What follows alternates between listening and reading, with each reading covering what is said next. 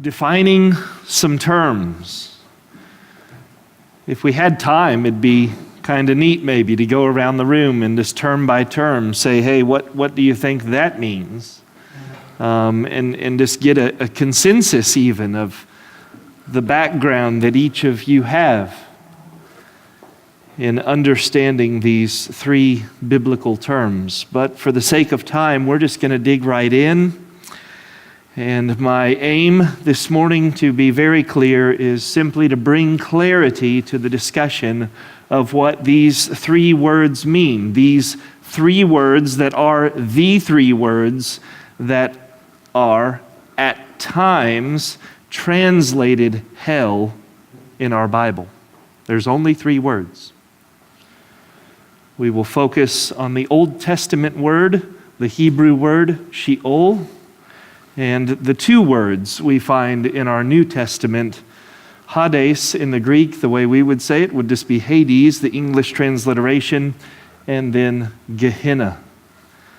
Hades and Gahenna.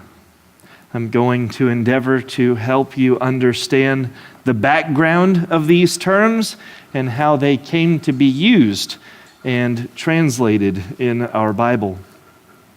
And all of this is because I am a firm believer that words actually matter. And beyond that, maybe even more importantly, definitions of words actually matter.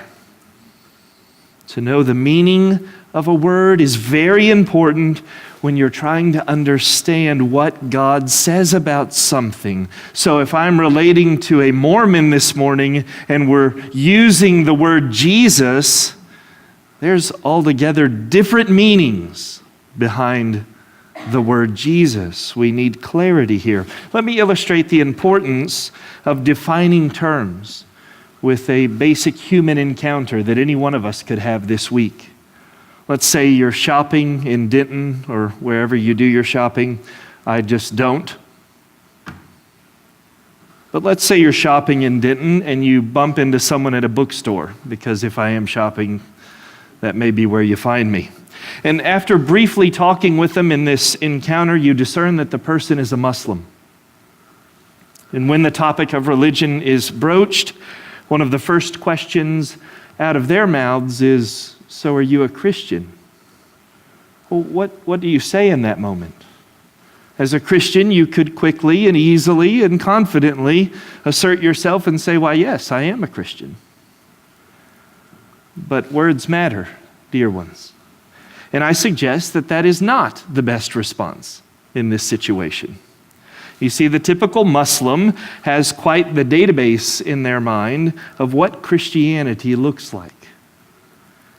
They've seen imagery from the Western world, the vast amounts of television and cinematic output that flows out of this nation. And if they are uninformed and have not met other true believers, the Muslim man or woman likely thinks that, number one, nearly all Americans are Christians, and number two, the typical Christian is one who gets drunk on the weekends, is sexually active with multiple partners, immodest, full of vanity, and deeply immoral. Not who you want to be identified with, is it? So the moment you say, yes, I am a Christian, that is what may flood the Muslim's mind. In such cases, it's better to define your term. Saying something like, well, if you mean Christian in the sense of what the Bible teaches about being a follower of Christ, one that has been saved from sin by his death on a cross, one that loves his law and loves the Lord God with all his heart, soul, mind, and strength, then yes, I am a Christian. And now you've gained some ground and given them a more accurate understanding. The point is, words and the meanings of words matter. And that's where we'll pick up this morning. I want to work through a series of three words that deeply affect our current study. It'll give us more of a foundation as we move forward and see what the Old Testament says about hell, what Jesus says about hell, what the apostles say about hell. It'll give us a framework of sorts as we pursue a deeper understanding of this doctrine. So, number one, the first word we will consider together is the Old Testament word Sheol, Sheol.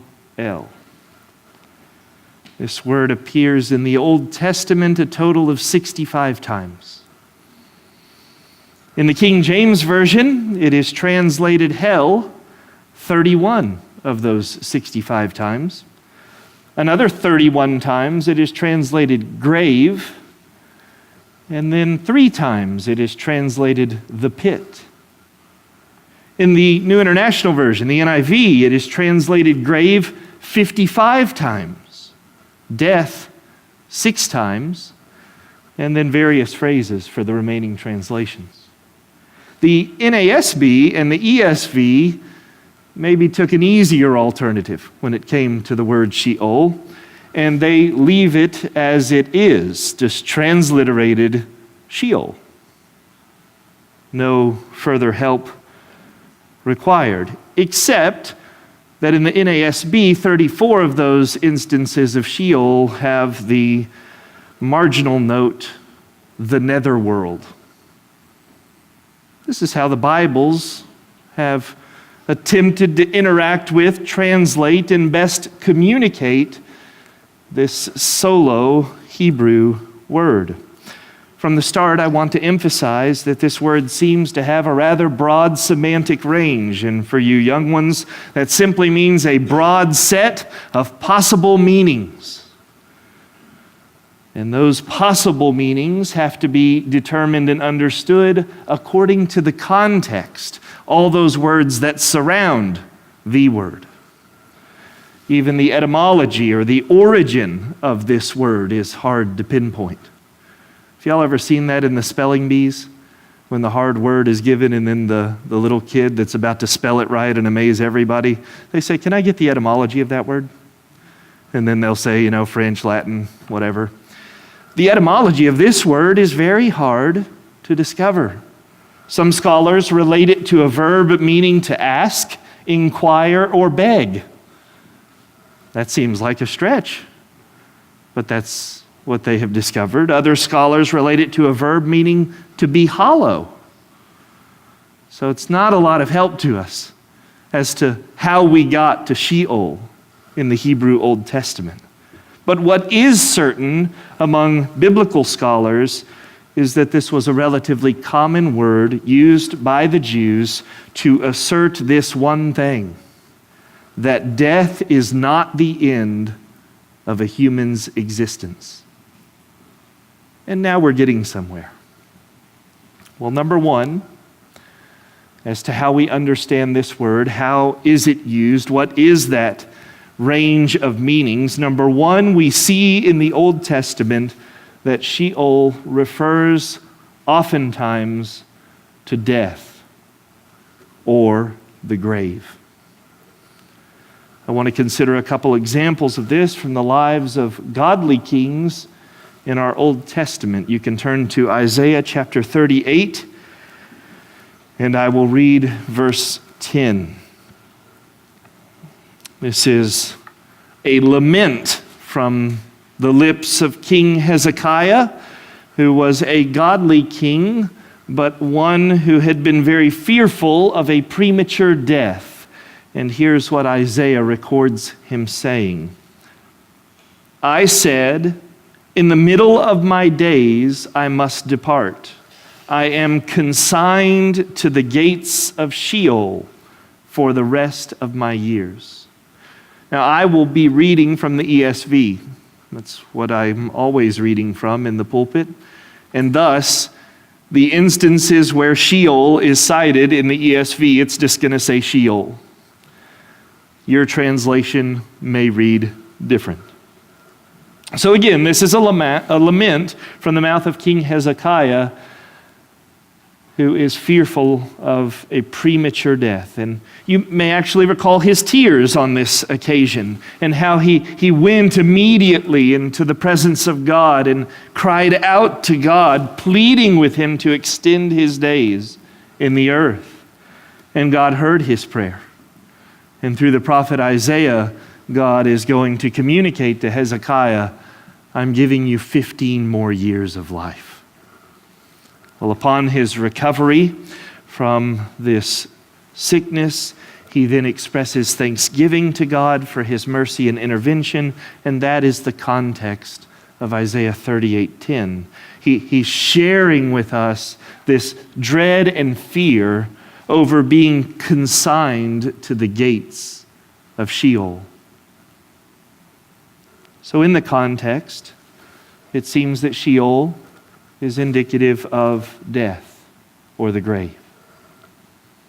Look with me in 1 Kings chapter 2, verse 6. Another godly king that we are familiar with, King David.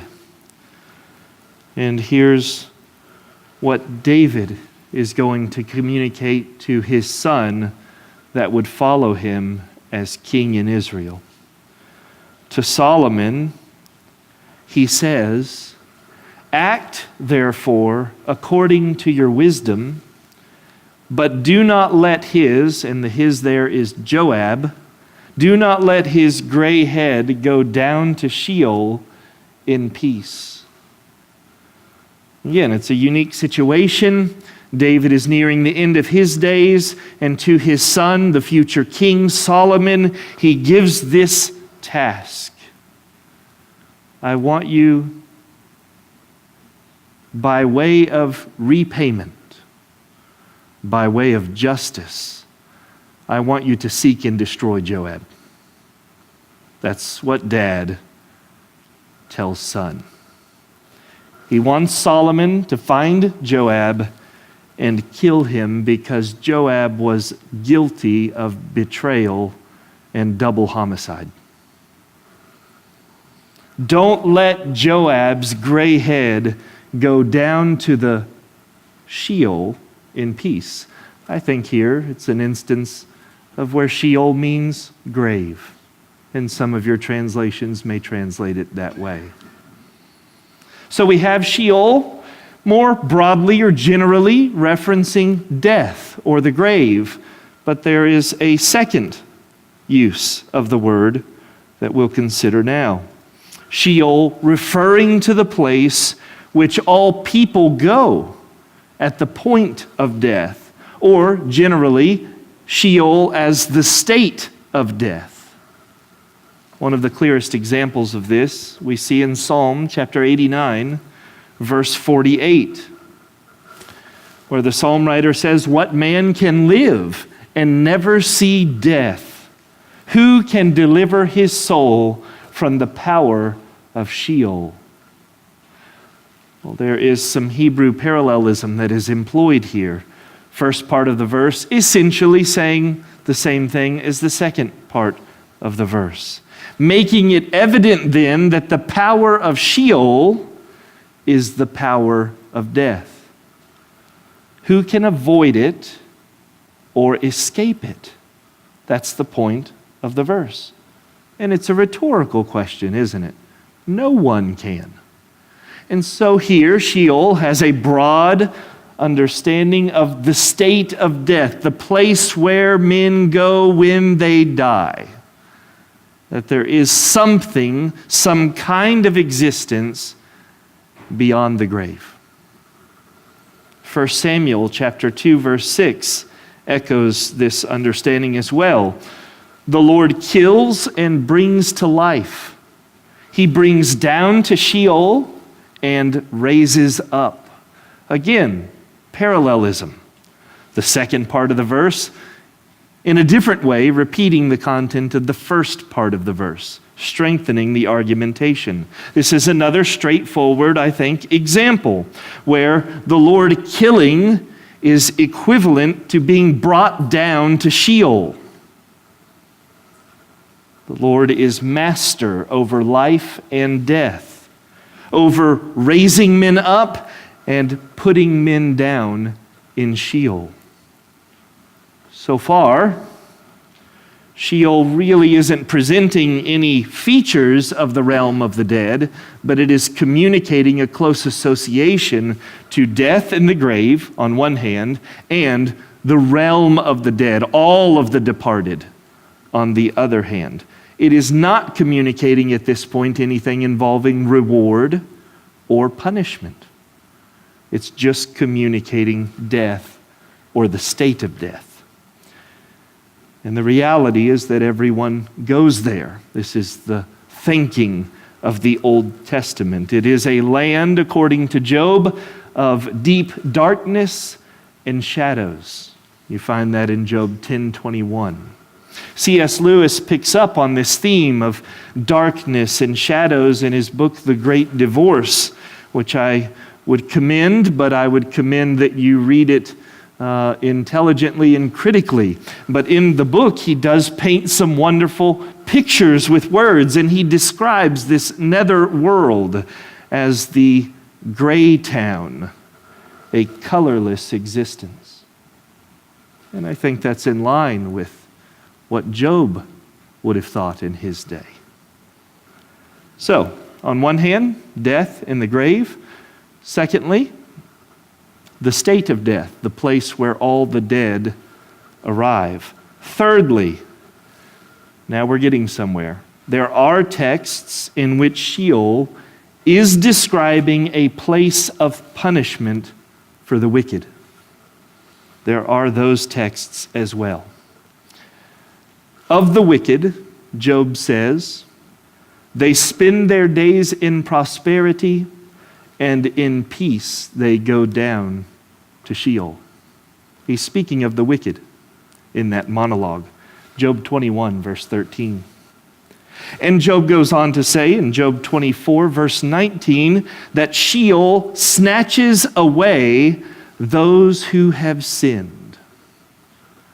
Well, now there's a little bit of a change of focus. Again, a wider range of meaning in this single Hebrew word, to where there appears to be a punitive nature, a nature of punishment toward wicked men. Other examples of this we see in Psalm chapter 9, verse 17. The wicked shall return to Sheol. You that are familiar with the King James, the wicked shall return to hell. All the nations that forget God. And so, we see that there is a day of punishment, a future destiny of punishment that awaits the wicked in Sheol. Or of the adulterous woman in Proverbs. We read in Proverbs 5:5 that her feet go down to death, her steps follow the path to Sheol. Those two verses alone present Sheol in the context of warnings to the wicked. The King James in both instances there translates Sheol as hell. Well, this makes it hard then to simply see Sheol in the Old Testament as a reference to the grave alone, or death alone, or the state of the dead alone. There begins to develop, in the case of verses like these, the idea of Sheol as being a punitive place where the wicked dead will be. Now, fourthly, and lastly, the word at times refers to a place from which God will deliver his people. And this too is helpful, showing on one hand the punitive nature of the place, and on the other hand, God's gracious deliverance of his people from such a place. I think we see this clearly in Psalm 49, verse 15, where the psalm writer says, "But God will ransom my soul from the power of Sheol, for he will receive me." From a text like that, we understand Sheol to be a place of confinement for the wicked, and yet a place from which God will ransom or deliver his people. And this is good news. This is Old Testament gospel good news. Yes, the saints in the Old Testament did speak of life with God after death. Nowhere nearly as clearly as we have in the New Testament, but they did recognize this gospel reality that they would be with God, and that there was a place from which God was rescuing them. Though it was less understood in the days of Moses or the days of David or the days of Micah, generally speaking, it was still understood. Hear David in Psalm 17, verse 15, one of my favorite verses in the book of Psalms. As for me, I shall behold your face in righteousness. When I awake, I shall be satisfied with your likeness. That sounds like something the Apostle Paul could have written, doesn't it? David was aware of this future reality that awaited the righteous, the redeemed of God. He was aware of what God was saving him from. Surely, David had insight into future realities and destinies when he wrote Psalm 23, which ends with the words that I will dwell in the house of the Lord forever. So, the Old Testament saints understood these things in part, and we know that the Bible, after all, is a book of progressive revelation. So as we're working through the Old Testament, there is a little bit more light being shined along the way, and then we come to the New Testament, right? As the years were advancing, so did the revelatory content that God was giving to humanity. The New Testament now is going to shed a great deal more light on this topic. Never contradicting the Old Testament, only making the picture of future destinies, particularly in our study, only making the picture of hell more and more clear. So, let's turn to the second word in our study now. From the Old Testament word, Sheol, to the New Testament Greek word, Hades. Going back to the days of the Septuagint, which is a document dating back to the 2nd and 3rd century BC. This was the first Greek translation of the Hebrew Old Testament. Hades, 61 out of the 65 times, is what the translators used in place of Sheol. So it is the first cousin or half-brother or nearest kin to Sheol in the Old Testament. This is another word, however, that possesses a difficult etymology or origin. Scholars tie its history to several different words. One word it is connected with gives the idea of something that is hidden or unseen. Another word communicates something gloomy or gruesome. Or hado carries the meaning of all receiving. And so you've got a combination of terms that exist in the realm of the origin of the Greek word Hades or Hades. But once again, the context comes alive and helps us to really grasp the individual New Testament usages of this word. And the point here is to show that in the Old Testament, Hades is nearly equivalent, at least 93.8% of the time, to the Old Testament Hebrew word Sheol. Now, Hades appears in our New Testament 10 times. And all of these 10 occurrences are to be found in 4 books of our New Testament: Matthew, Luke, Acts, and Revelation. 10 usages, 4 books. The King James Version always translates Hades as hell. The NIV has a rather unique handling of the word. 5 times It leaves it untranslated, simply transliterated, and the NIV would read Hades. Then it translates it 2 times grave, 2 times depths, 1 time hell. It's interesting. Once again, the NASB and the ESV shine forth with brilliant ease, and they leave the term untranslated. All of those occasions, and I put a little asterisk by that, I'll come back to that statement in a moment, all of those occasions will simply read Hades. Again, I'm reading from the ESV. That is what you will hear as I cite these New Testament texts. So, when we consider Hades and how the New Testament writers were using the word, it is important to understand what was an increasingly common view held by the Jews in the days when Jesus arrives on the scene. We need to understand the mindset of the first century Jew.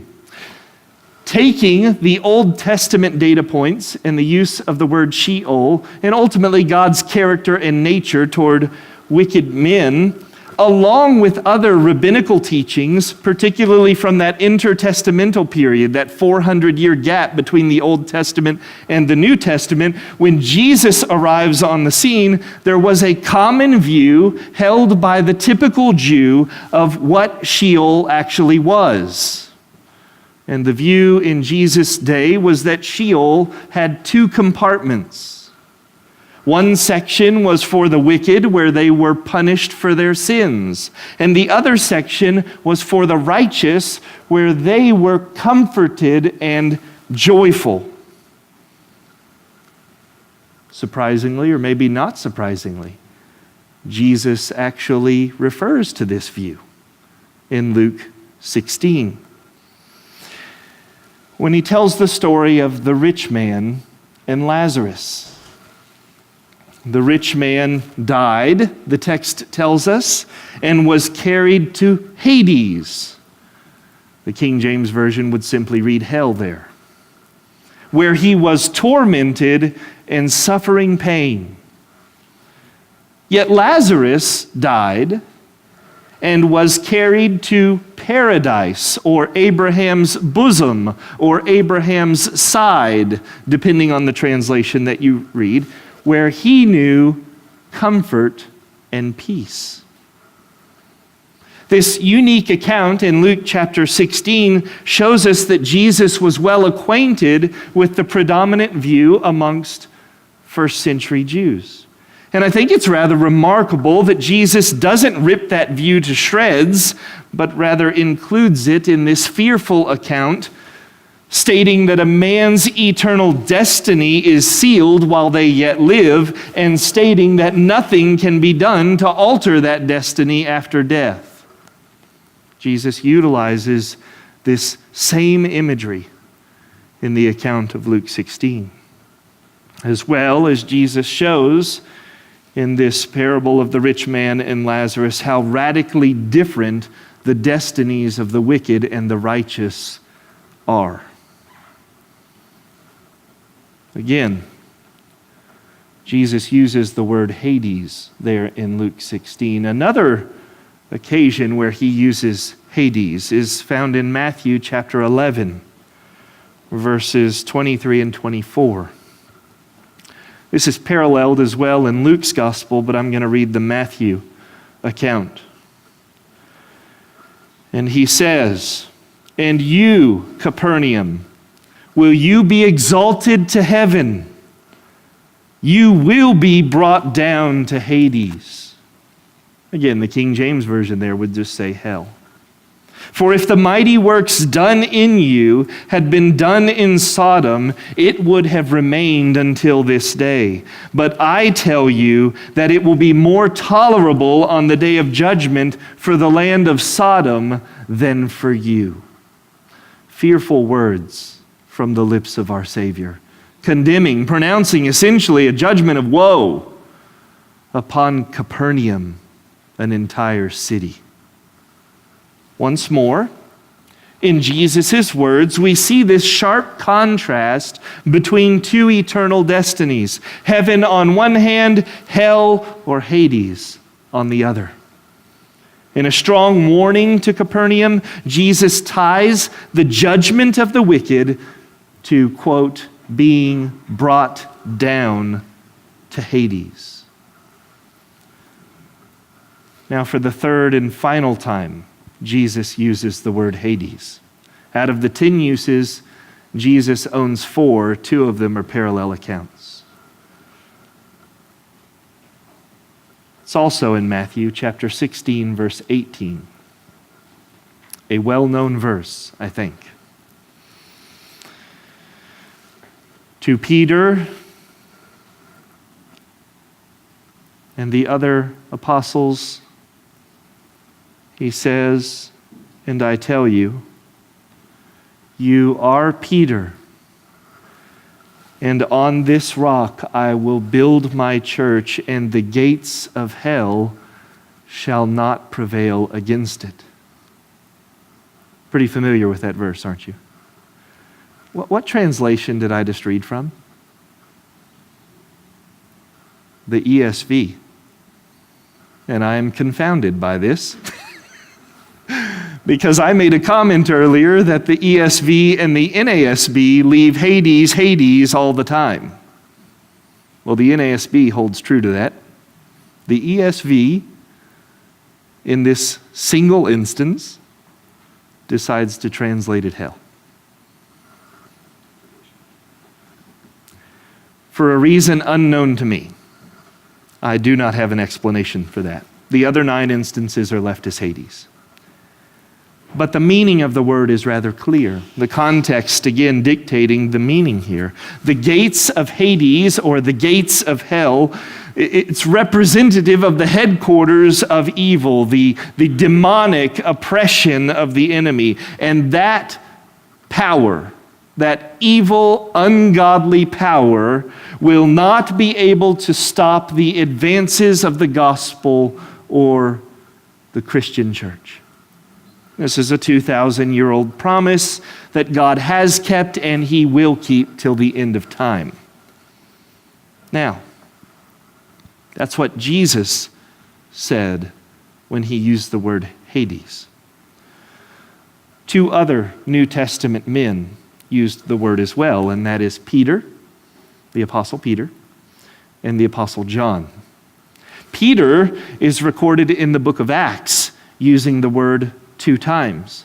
The Apostle John takes the rest of the mentions, all located in the book of Revelation. So, Peter, recorded by Luke in Acts, stands up on the day of Pentecost and he preaches to this gathering of thousands. And in the sermon, he makes reference in verses 27 and 31 to Psalm 16:10.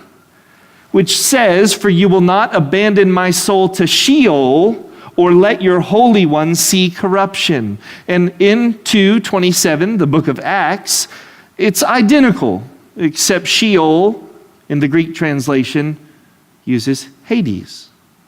"You will not abandon my soul to Hades, or let your Holy One see corruption." Again, a clear link between that Old Testament word and the New Testament word Hades. In this context, I think either the realm of the dead or the place of punishment for the wicked would fit, both in terms of the prophecy from the days of David in Psalm 16 and the actual fulfillment in Jesus' day. God would not abandon his soul or let him see corruption. The final instances now of this word Hades are found in the book of Revelation, written by John the Revelator, the apostle. And the first one we come to is in the first chapter of Revelation, the revelation of Jesus Christ. And we see him pictured, great, mighty, powerful as he is, holding the keys of death and Hades. Again, the King James Version would just say death and hell. We see this in Revelation chapter 1, verses 17 and 18. And it points to the fact that Jesus, the second person of the Godhead, the one who conquered death and the grave, now holds in his hands absolute authority over death and the entire unseen realm beyond death. Jesus reigns. He determines the day of death for all men. That's what it means, that he holds the keys of death. Only he determines the day of death. There is no surprise death for Jesus. It also means, when we see that he holds the keys of death and Hades, that Jesus and Jesus alone confines men to Hades, and he alone will release them on the day of judgment that we'll read about in Revelation 20 in a few moments. He has all authority over death and Hades. Now turn to Revelation 20. I'll read verses 13 and 14 and try to tie some of this revelation together. And the sea gave up the dead who were in it. Death and Hades gave up the dead who were in them. And they were judged, each one of them, according to what they had done. Then death and Hades were thrown into the lake of fire.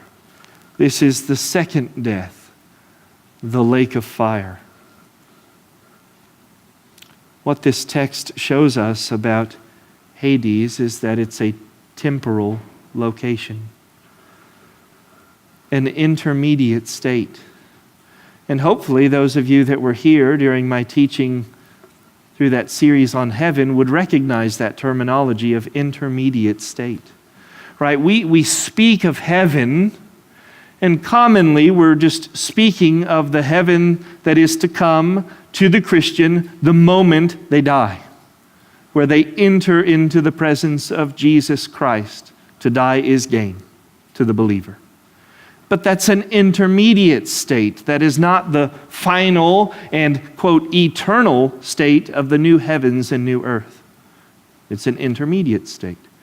Well, the same, apparently according to Scripture, exists for the wicked. Upon death, they immediately go to Hades. But they will not dwell there forever. For the dead and Hades will be called to give account before that great white throne, and then they will be cast in to that eternal lake of fire, which burns forever and ever. An intermediate state. That is the thrust of the 10 uses in our New Testament of Hades. Now we come to the third term, the last term. A term that is translated hell in every instance, in nearly every translation. This is the word Gahenna. And this word offers us really the greatest degree of clarity when it comes to the doctrine of hell. I also understand this word to be the most fearful word that we will look at this morning together. And this word actually does have a clear origin story. Because Gahenna in the Greek simply means valley of Hinnom, which is an actual place we read about in our Old Testament. So we have to look back now approximately 2,700 years to the days of the kings of Israel. And there were two wicked kings, one by the name of Ahaz and one by the name of Manasseh, who were guilty of burning their own sons on an altar as an offering to Molech and Baal. That's about as low as you can go. And they did this in the valley of Hinnom. Jeremiah makes this very clear. When he begins to preach as the God-called prophet he was, and rebuke and expose Israel's idolatry, this valley, the valley of Hinnom, becomes the metaphorical point of reference for the place where the wicked would be confined and tortured in fire. I think we begin to see this in Jeremiah chapter 7. I'll read just 3 verses 30 through 32. And I want you to see how the prophet uses the picture of this particular valley. He says, "For the sons of Judah," oh yeah, by the way, Ahaz and Manasseh were kings of Judah, not Israel. "For the sons of Judah have done evil in my sight, declares the Lord. They have set their detestable things in the house that is called by my name to defile it. And they have built the high places of Topheth, which is in the valley of the son of Hinnom, to burn their sons and daughters in the fire, which I did not command, nor did it come into my mind. Therefore, behold, the days are coming, declares the Lord, when it will no more be called Topheth, or the valley of the son of Hinnom, but the valley of slaughter. For they will bury in Topheth, because there is no room elsewhere." Turn again to Jeremiah 32, verse 35. For the sake of time, I'm skipping over another significant reference to this in Jeremiah 19. Jeremiah 32, 35. "They built the high places of Baal in the valley of the son of Hinnom, to offer up their sons and daughters to Molech, though I did not command them, nor did it enter into my mind, that they should do this abomination to cause Judah to sin." So this valley of Hinnom is the epitome in the Jewish mind of wickedness, death, fire, and evil because of what these wicked kings pursued in that valley. And thus it would serve in the prophet Jeremiah's ministry as a fitting analogy describing how God would punish the wicked in hell. Now, sadly, there is some confusion that is rather prevalent in our day about Gahenna, the valley of Hinnom. The common explanation for the origin of this word points to that same valley of Hinnom in the Old Testament, but the picture painted is quite different.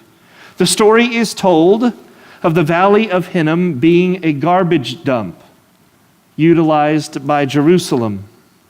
The once center of idolatry and fiery sacrifice was turned into a town dump of Jerusalem where trash and eventually dead bodies of animals and men were discarded.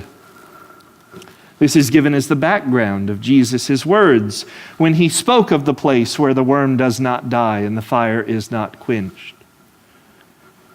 That in this garbage dump of the valley of Hinnom, the fires never ceased to burn the trash and the decaying bodies, and the worms had plenty to feast upon. Well, that all sounds pretty good. Even seems to give credence to things that Jesus would say, like in Mark 9, about hell, but it isn't true.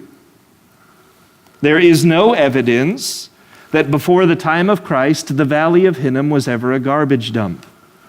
The archaeological evidence of this would be rich if the valley had been a garbage dump, and there is no archaeological evidence that says such. It just doesn't exist. In fact, the first written documentation describing the Valley of Hinnom as a garbage dump was from the pen of a European Jewish rabbi, David Kimhi, from a commentary he wrote around the year 1200 AD. That's well over 1,000 years after the ascension of Christ. And here is what he wrote of Gahenna. Quote, Gahenna is a repugnant place into which filth and cadavers are thrown, and in which fires perpetually burn in order to consume the filth and bones, on which account, by analogy, the judgment of the wicked is called Gahenna.